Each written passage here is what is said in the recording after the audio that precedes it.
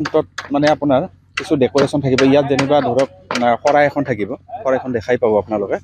এইখনৰ উচ্চতা আপোনাৰ 10 ফুট। তাৰপিছত এই তোৰণখন এটা থিম এটা ৰখা হৈছে। থিমটো এনেকুৱা যে শংকৰী কলা কৃষ্টিৰ যিখিনি বস্তু থাকিব এই মাজৰ ভাগত থাকিব। ইয়াতে সোঁহাতে গায়ন, এই বাওঁহাতে গায়ন বায়ন থাকিব আৰু তাৰ ফ্ৰণ্টত আপোনাৰ ডাঙৰ খোল 4টা থাকিব।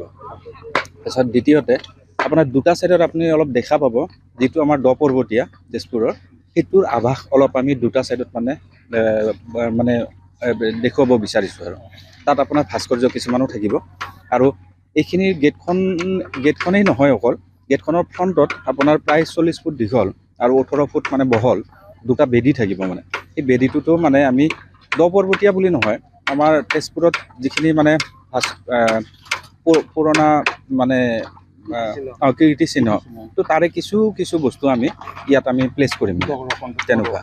আৰু একেবাৰে ওপৰৰ ভাগত থাকিব আপোনাৰ আমাৰ যিখন গুৰু আসন, সিংহাসন বুলি কয়, সেইটো থাকিব। আৰু একেবাৰে লাষ্টৰ পিলাৰত থাকিব আপোনাৰ দুটা স্কাল্পচাৰ, এই দুটা হৈছে নামসিংহ আমাৰ, সেই তেনেকুৱা। আৰু এই গেটখন পাৰ হৈ যোৱাৰ পিছত প্ৰায় 20-30 ফুট পিছত এইখন যিহেতু জ্যোতি বিষ্ণু সমন্বয় ক্ষেত্ৰ, তো তেখেত দুয়োগৰাকীলৈ মানে আমি শ্ৰদ্ধা জনাই তেখেতসকলৰ মানে আমি ৰিলিফ দুটা মানে তাত ফিট কৰিম মানে।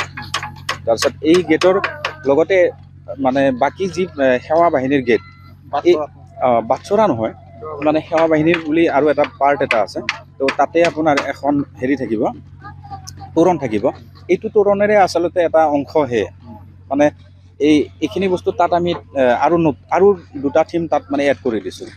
সেইটো হৈছে আপোনাৰ সেৱা কৰাৰ উপৰিও আমি যে নিজেই কলা সংস্কৃতিকো জীয়াই ৰাখিব লাগিব আৰু লগতে শিক্ষাকো যে জীয়াই ৰাখিব লাগিব, এই দুটাৰ মাধ্যমেৰে গৈ আমি সেৱা কৰিম মানে ৰাইজক। তো সেই থিমটো ৰাখি সেৱা বাহিনীৰ তাত তেনেকৈ আমি উপস্থাপন কৰিছোঁ।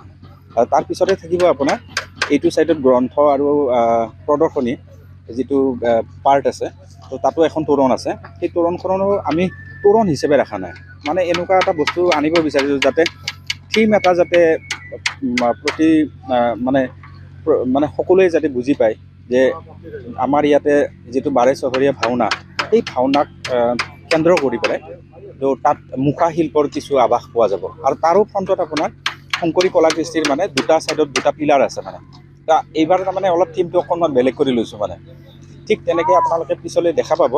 এতিয়াতো আমাৰ কামৰ মোটামুটি ধৰক 85% মানে এনেকুৱা, বা 80-90 এনেকুৱা হৈছে। আৰু ধৰক 3-4 দিন পিছত সম্পূৰ্ণ আমি ওলাব বুলি। দূৰ দূৰণিৰ পৰা ভক্তসকল হয় এই গীতৰ মূল তোৰণৰ দি নিশ্চয়। আমাৰ ডাঙৰ গেট হিচাপত আপোনাৰ 4খন হ'ব আৰু বাকী এইফালে 30খন আছে মানে সৰু গেট।